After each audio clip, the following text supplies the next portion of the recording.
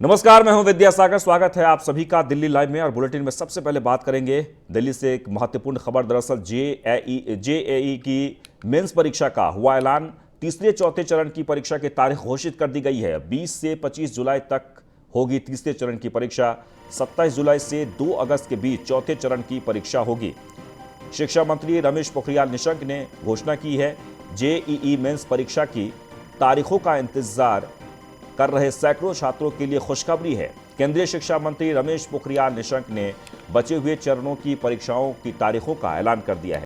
रमेश पोखरियाल निशंक ने मंगलवार को इसकी घोषणा करते हुए कहा कि जेईई मेंस की तीसरे चरण की परीक्षा 20 जुलाई से 25 जुलाई तक होगी और इसकी चौथे चरण की परीक्षा 27 जुलाई से 2 अगस्त तक होगी। साथ ही उन्होंने ये भी कहा कि जेईई मेंस की तीसरे चरण की परीक्षा में जिन छात्रों ने किसी कारण से आवेदन नहीं किया था उनको भी अप्लाई करने का मौका दिया जा रहा है। वो परीक्षार्थी आज रात से लेकर 8 जुलाई तक ऑनलाइन आवेदन कर सकते हैं। साथ ही उन्होंने ये भी कहा कि चौथे चरण में भी 9 से 12 जुलाई तक आवेदन कर सकते हैं। अगर पहले आवेदन नहीं कर सके, पिछली बार परीक्षा के जितने केंद्र थे हमने परीक्षा केंद्रों को उसके दोगुने से ज़्यादा बढ़ाया है ताकि सामाजिक दूरी सुनिश्चित हो सके। आगे उन्होंने ये भी कहा कि मैं आवेदन की सुविधा दोबारा देने के लिए नेशनल टेस्टिंग एजेंसी को धन्यवाद देना चाहता हूं। इसके अलावा एनटीए ने इन 3 दिनों के भीतर एग्जाम सेंटरों को बदलने का भी मौका दिया है। इसे आप अपनी सुविधानुसार इन 3 दिनों के भीतर एग्जाम सेंटरों को बदल सकते हैं।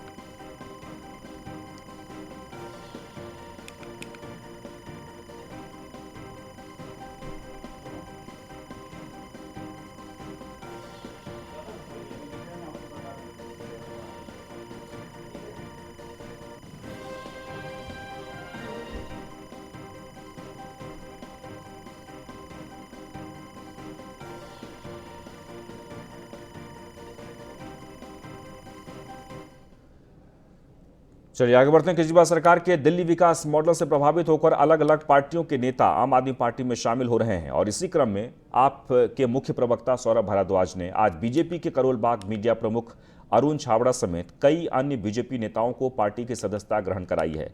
साउथ एमसीडी के ऑब्जर्वर आलोक वर्मा ने सभी को टोपी पहनाकर आम आदमी पार्टी में स्वागत किया। इस मौके पर सौरभ भारद्वाज ने कहा कि जो लोग वाकई जनता के हित में काम करना चाहते हैं, केजरीवाल सरकार के दिल्ली विकास मॉडल से प्रभावित होकर आम आदमी पार्टी में शामिल हो रहे हैं।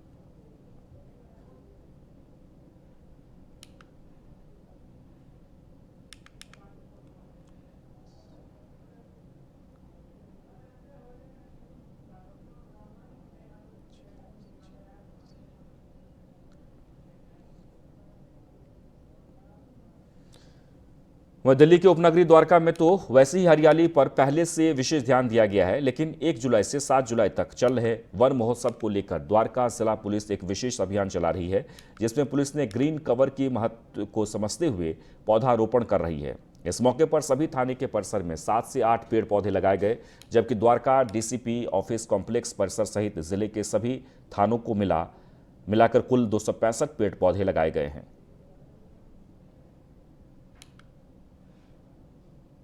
सैपलिंग्स को प्लांट करने का एक कैंपेन हमने पूरे डिस्ट्रिक्ट में शुरू किया और इसमें हमने थाने लेवल पे, सब डिवीजन लेवल पे और डिस्ट्रिक्ट लेवल पे प्लांटेशन किया और इसमें जो है एसीपी, एसडीपीओ सबने पार्टिसिपेट किया और टोटल हमने 265 इसमें ट्री, पेड़ और जो है पौधे हैं वो प्लांट किए हैं ताकि जो ये कैंपेन है वन महोत्सव का, इसको हम सब तक पहुंचा सकें और इसको आगे बढ़ा सकें।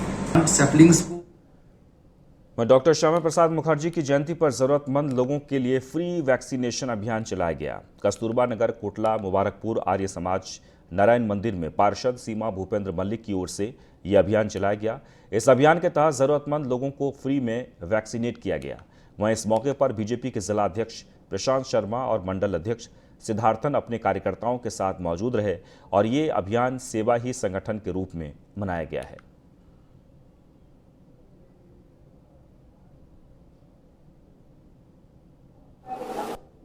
दोस्तों, मैं हूं कमल किशोर। आप देख रहे हैं इस समय न्यूज़ वन इंडिया। मैं मौजूद हूं कोटला मुबारकपुर के आर्य समाज मंदिर में, जहां आज श्यामा प्रसाद मुखर्जी की जयंती पर जरूरतमंद लोगों को फ्री वैक्सीनेशन का जो कार्य यहाँ पर कर रहे हैं। आज हम अपने ये एरिया मंदिर है नारायण मंदिर, उसमें कैंप लगाया गया है। मैक्स हॉस्पिटल को हमने साथ में लिया है और यहाँ पर मोस्टली 250 वैक्सीन लगेंगे जो भी ज़रूरतमंद लोग हैं। और ये हमें पे एक डिफेंस कॉलोनी के रेजिडेंट्स जो अपना नाम ओपन नहीं करना चाहते थे, उन्होंने किया है। उनकी ये कंडीशन थी कि एक तो आप मेरा नाम ओपन नहीं लेके आओगे, क्योंकि मैं बड़े मन से करना चाहती हूँ कि जो नीडी पीपल है उनको ये वैक्सीन मिले।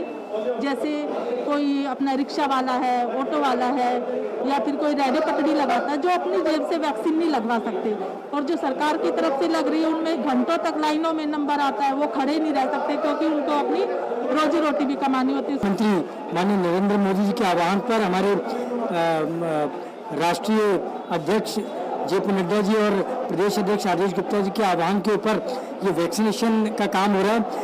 ये पूरी हिंदुस्तान के अंदर माननीय प्रधानमंत्री जी की तरफ से फ्री हो रहा है, लेकिन जो भी इसकी पेमेंट है यहाँ पर हमारी निगम पार्षद, लोकप्रिय निगम पार्षद सीमा भूपेंद्र मलिक जी के माध्यम से सारी व्यवस्थाएं करी गई हैं।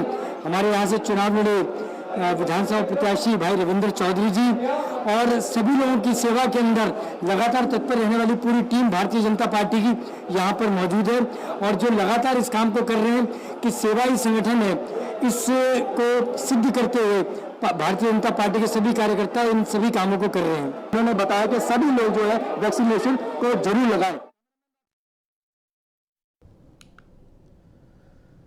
उत्तर पूर्वी दिल्ली के सोनिया विहार में प्रदूषण को लेकर ईडीएमसी और एनजीटी ने बड़ी कार्रवाई की है। टीम ने प्रदूषण फैला रहे यहां लोहे स्क्रैप के गोदामों के साथ कबाड़ के गोदामों को सील कर दिया है। वहीं इसको लेकर व्यापारियों में खासा रोष है। व्यापारियों का कहना है कि अभी हम कोरोना महामारी से निकले ही थे कि अब ईडीएमसी और एनजीटी ने हमारी कमर तोड़ दी है। जवाब मांगा गया तो हमने एसोसिएशन की तरफ से तकरीबन 25 से 40 गोदामों के सहमति की तरफ से जवाब भी दिया। उसके बाद भी ईएमसीडी और एनजीटी मिलकर व्यापारियों के साथ सौतेला व्यवहार कर रही है।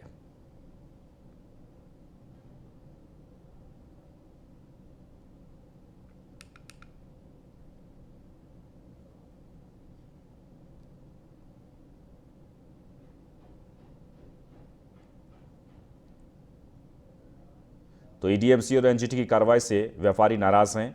उनका सीधे तौर पर कहना है कि हमने जवाब भी दिया है, सारी प्रक्रिया भी हमने पूरी की है, इसके बावजूद भी लगातार ईडीएमसी और एनजीटी की तरफ से कार्रवाई की जा रही है।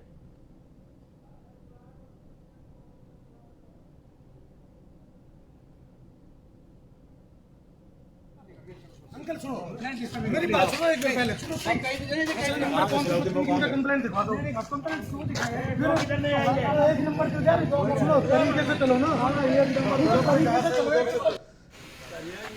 तो लोहे स्क्रैप के गोदाम को सील कर दिए गए और जैसे कि लगातार तस्वीरों आप देख रहे हैं कि आज कई जगहों पर कार्रवाई की गई है, जिससे व्यापारी काफी नाराज दिखे। एक बात बताओ मुझे, अंकल सुनो, मेरी बात सुनो एक मिनट पहले। कंप्लेंट दिखा दो। आप कंप्लेंट क्यों दिखाए? वह दिल्ली के सिविल लाइन जोन के नए चेयरमैन और डिप्टी चेयरमैन का सिविल लाइन जोन के अधिकारियों और कर्मचारियों ने जोरदार स्वागत किया है। इस मौके पर बीजेपी के कार्यकर्ता भी भारी संख्या में नए चेयरमैन और डिप्टी चेयरमैन को बधाई देने पहुंचे। वहीं धीरपुर वार्ड निगम पार्षद नवीन त्यागी ने चेयरमैन और कमलापुर वार्ड से निगम पार्षद कौस्तुभानंद बलोदी ने डिप्टी चेयरमैन का पद संभाला।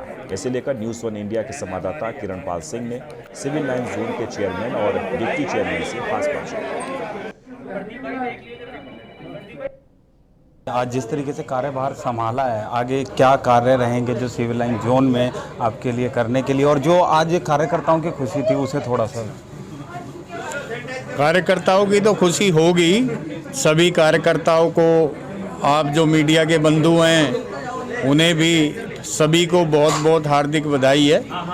और आज ये प्रभु की कृपा से और शीर्ष नेतृत्व ने हमें सिविल लाइन जोन का चेयरमैन बनाया है, उसके लिए बहुत बहुत आभार। और आज ये पहला दिन है, मैं ज़्यादा ना कहते हुए मैं इतना ही कहूँगा कि भाई जो हमारी जो निगम की जो क्षमता है उससे ज़्यादा हम कार्य करेंगे। और पिछले जो 4 साल में जो भी निगम के चेयरमैन थे हमारे सिविल लाइन जोन के, उन्होंने अच्छा जो कार्य करा है, अपनी हैसियत के हिसाब से बहुत अच्छा जो ये कार्य किया है। लेकिन फिर भी अगर कोई भी जो कमी उसमें जो थोड़ी बहुत रह गई होगी तो उसे हम दूर करेंगे और बहुत ही अच्छे तरीके से हम इस जोन को चलाएंगे। तो ये थे हमारे साथ नवीन Tyagi ji, civil line zone chairman, जिन्होंने शपथ लेने के बाद आज जोन में अपना कार्यभार संभाल लिया है। दिल्ली से किरणपाल सिंह की एक खास रिपोर्ट।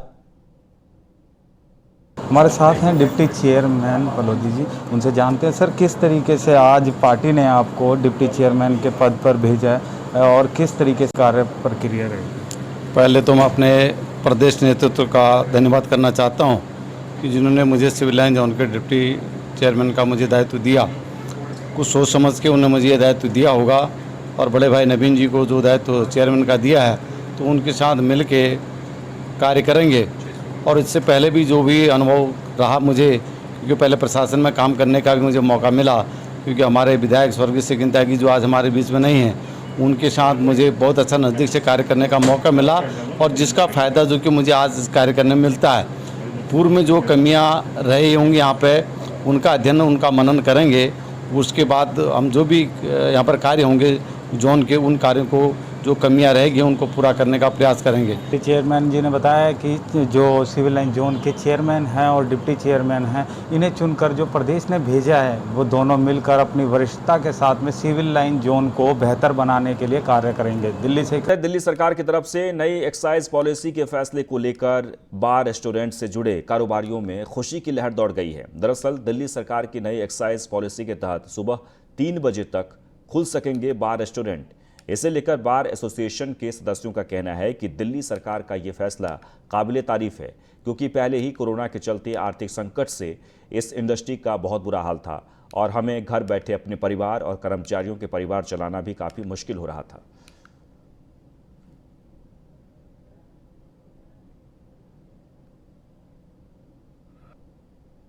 सर मेरे हिसाब से तो कोई फ़र्क नहीं पड़ेगा इसमें, जो खोलने की दिल्ली सरकार ने इजाज़त दी है। इससे इसमें बार्स में कितने लोग आते हैं, अगर जैसे हमारी गैदरिंग अगर सरकार ने 30 या 40 बंदों की दे रखी है, उसमें से 10-12 लोग आते हैं, उसमें भी बार्स वालों की इतनी बुरी हालत चल रही है, इसमें तो खर्चा भी नहीं निकल रहा। आपको पता है वेटर्स लोग हैं और हमारा स्टाफ सफाई का होता है और ड्रिंक्स के लिए अपने ये होते हैं, हमारे में यही होता है और इतने लोग कहाँ पाते हैं। वैसे अगर ये फैसला अगर दिल्ली सरकार ने लिया तो मुझे लगता है कि हमारी बार एसोसिएशन और होटल इंडस्ट्री के लिए काफ़ी अच्छा फैसला है, क्योंकि पिछले 2 साल से तो हम लोग इतना जूझ रहे हैं कि काम बिल्कुल ऐसा है कि ना के बराबर ही समझ लो। ऊपर से जो गवर्नमेंट ने प्रोटोकॉल दिए हैं हमें कोविड को लेके, उसमें हम पूरा का पूरा वो कर रहे हैं। सैनिटाइजेशन का पूरा ध्यान रखा जा रहा है और सोशल डिस्टेंसिंग भी पूरी मेंटेन की जा रही है। तो इसको लेके तो हमें काफ़ी उत्साहित हैं कि अगर ऐसा होगा तो हमारे लिए बहुत ज़्यादा एक मतलब अच्छा फैसला रहेगा। 100% खुशी की बात है जी हमारे लिए कि जिस तरह से ये हमारा होटल रेस्टोरेंट का व्यापारी वर्ग पिछले 2 साल से कोरोना से जूझ रहा है, आर्थिक संकट में है। ये इंडस्ट्री, हॉस्पिटैलिटी इंडस्ट्री जो है पूरे आर्थिक संकट में है। हम लोगों के पास बहुत समस्याएं हैं, अपने स्टाफ को सैलरीज देनी है और ये जो प्रॉपर्टीज़ जो है मैक्सिमम जो रेस्टोरेंट्स बने हुए हैं वो लीज पर लेकर बनाए हुए लोगों ने, उस पर करोड़ों रुपया लगा रखा है। उसके बावजूद जो है जो लैंडलॉर्ड्स हैं उनको वह दिल्ली के वसंत विहार में आपका अभिषेक संस्था के संस्थापक अभिषेक जैन ने न्यूज़ 1 इंडिया के संवाददाता वसीम फिरोज से खास बातचीत की। इस दौरान उन्होंने बताया कि कैसे उन्होंने कोरोना काल और लॉकडाउन में वसंत विहार के लोगों की सेवा की है। साथ ही उन्होंने कहा कि युवाओं से अपील करते हैं कि वह हर क्षेत्र में आए और ज़रूरतमंद लोगों की सेवा करें, क्योंकि जो भविष्य है वह युवाओं और आने वाली पीढ़ी की है। जिस तरीके से घर घर राशन योजना केजरीवाल सरकार ने शुरू की थी, उस पर केंद्र सरकार ने अपनी मोहर नहीं लगाई और उनकी इस योजना को ठंडे बस्ते में डाल दिया। उस बारे में क्या कहेंगे आप? केंद्र सरकार ने गलत किया है और आम आदमी पार्टी की जो जितनी भी योजनाएं होती हैं वो हर आम आदमी के सुख के लिए होती है। तो मैं ये कहूँगा कि केंद्र सरकार को इसके ऊपर दोबारा सोच विचार करना चाहिए और देखिए, अगर एक बार स्कीम ट्राई करके देखिए, केजरीवाल जी कहते तो और उसका बेनिफिट आम लोगों को ही मिलेगा। उल्टा ये स्कीम तो मैं ये कहूँगा हर स्टेट में होनी चाहिए, हर देशवासी के लिए होनी चाहिए। अभिषेक जी, देखा गया है कि अकेले कुछ नहीं होता, कहते हैं अकेले चलते गए, काफिला जुड़ता गया। तो ये जो काफिला आपने जोड़ा, ये कैसे जोड़ा? ये सहयोग आपको कहाँ से मिला? किस तरीके से इस संस्था के लिए आपने अपना सहयोग, लोगों का सहयोग जुटाया और उन तमाम तबकों तक आपने अपनी मदद पहुंचाई, जहाँ गरीब तबका हो या मजलूम हो या जरूरतमंद हो? तो ये सहयोग कहाँ से मिला? जी, इसमें सबसे बड़ा सहयोग और मार्गदर्शन हमारी विधायक डॉक्टर श्रीमती प्रमिला धीरज टोकस जी का है और उनके हस्बैंड समाज सेवी डॉक्टर धीरज टोकस जी का है। तो उनका सहयोग था और ऊपर से हमारी अपनी संस्था है। मैं अभी लोगों से यही अपील करना चाहूँगा कि दोस्तों, जितना हो सके उतना एक दूसरे का सहयोग करो, मदद करो, क्योंकि ये कोरोना काल है, ये ऐसा काल है जो हमने कभी सोचा नहीं होगा और ऐसी चीज़ें देखने को मिल रही है जो कभी हमारे दिमाग में आई नहीं थी। तो आप एक दूसरे की मदद करें, जितना हो सके गरीब लोगों की सहयोग करें।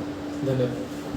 तो ये थे अभिषेक जैन जी, जिन्होंने अपनी बातें, अपना एक्सपीरियंस हमसे साझा किया और लोगों को जागरूक किया और बताया किस तरीके से लोगों को एक साथ मिलकर एक दूसरे की मदद करनी चाहिए ताकि कोरोना जैसी गंभीर समस्या से हम लोग निपट सकें। कैमरामैन आरिफ के साथ मैं वसीम फिरोज, नई दिल्ली।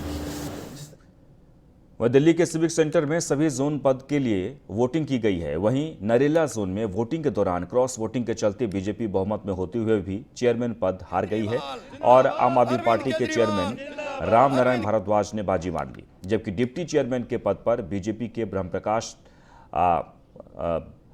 ने बाजी मारी है। वहीं आम आदमी पार्टी से विपक्ष के नेता विकास गोयल ने बीजेपी पर जमकर हमला बोलते हुए कहा है कि बीजेपी में लोग अपने आप में घुटन महसूस कर रहे हैं। अरविंद केजरीवाल जिंदाबाद, अरविंद केजरीवाल जिंदाबाद, अरविंद। आज भाइयों ने हमारे को पूरा सहयोग मान सम्मान मिला है, हमारी पार्टी से मिला है, नेतृत्व में, मुख्यमंत्री के नेतृत्व में हमारे को जिम्मेवारी सौंपी गई है।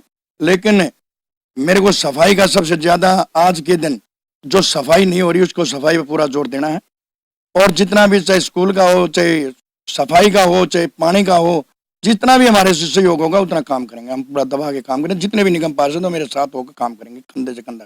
आज वह दिल्ली पुलिस ने अदालतों में सरकारी नौकरी लगवाने का झांसा देकर लोगों को ठगने के मामले में एक आरोपी रक्षित गौतम उर्फ धागे वाला बाबा को गिरफ्तार किया है। लोगों की मनोकामना पूरी करने के नाम पर आरोपी उनके हाथों में धागा भी बांधता था। पुलिस के मुताबिक दिल्ली हाईकोर्ट में ड्राइवर की नौकरी दिलाने का झांसा देकर ठगी करने वाला आरोपी मेरठ में धागा वाला बाबा बन गया। वह के लोगों से जादू टोना के नाम पर ठगी कर रहा था और इस बात का खुलासा उस समय हुआ जब द्वारका साउथ थाना पुलिस ठगी के एक मामले में आरोपी को गिरफ्तार करने मेरठ पहुंची।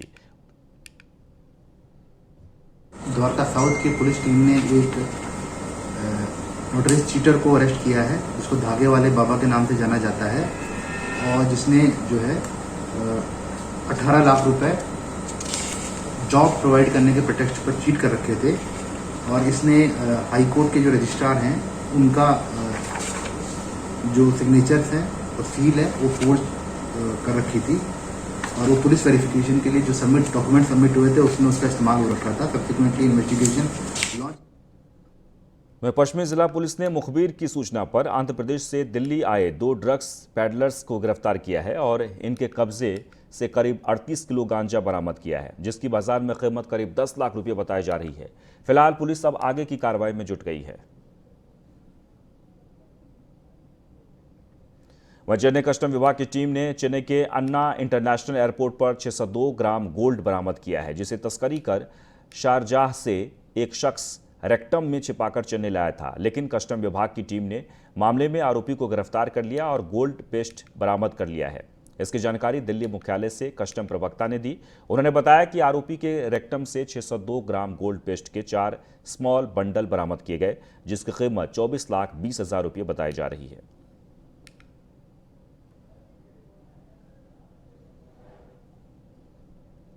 वहीं दिल्ली के थाना गुलाबी बाग इलाके के अंधा मुगल इलाके में अवैध शराब की तस्करी करने वाले आरोपी को गिरफ्तार किया है। आरोपी के कब्जे से 2800 क्वार्टर अवैध शराब बरामद किए, जो हरियाणा के बहादुरगढ़ से अवैध शराब लाकर दिल्ली में सप्लाई करता था। गुलाबी बाग एरिया के अंधा मुगल से पुलिस को अवैध शराब बिकने की लगातार शिकायतें मिल रही थी, जिसके बाद पुलिस ने यह कार्रवाई की है। राजधानी दिल्ली के अंदर मुगल से लगातार अवैध शराब के बिक्री होने की शिकायतें आ रही थी। इस सारे मामले पर थाना गुलाबी बाग ने कार्रवाई करते हुए एक व्यक्ति को गिरफ्तार किया। साथ ही व्यक्ति के कब्जे से 2800 क्वार्टर शराब के भी बरामद किए। इसी तरीके के कार्यों से अक्सर दिल्ली पुलिस दिल की पुलिस बनती है। दिल्ली से किरणपाल सिंह की खास रिपोर्ट। वहीं दिल्ली के नॉर्थ वेस्ट डिस्ट्रिक्ट में युवाओं को ट्रेनिंग के साथ साथ प्लेसमेंट देने का सपना दिल्ली पुलिस की तरफ से साकार हो रहा है और इसे लेकर जिले में लगातार कई जगहों पर कार्यक्रम भी चलाए जा रहे हैं। और इसी क्रम में आज दिल्ली के शालीमार बाग में फोर्टिस अस्पताल में युवाओं को ट्रेनिंग दी गई और उसके बाद कई युवाओं को हॉस्पिटल में भी जॉब का ऑफर किया गया है। इस दौरान उत्तरी पश्चिमी जिले की डीसीपी उषा रंगनानी ने खुद अपने हाथों से युवाओं को सर्टिफिकेट देकर सम्मानित किया। इस दौरान उषा रंगनानी ने बताया कि अब तक करीब 70 बच्चों को हमने जॉब दिलवाया है और हमारा मकसद यही है कि अगर कोई युवा और युवती कमाने लायक है तो घर में खाली हैं तो उन्हें काम दिलाया जाए। और इसी के साथ ही इस बुलेटिन में बस इतना ही, लेकिन आप बने रहें न्यूज़ 1 इंडिया के साथ। नमस्कार।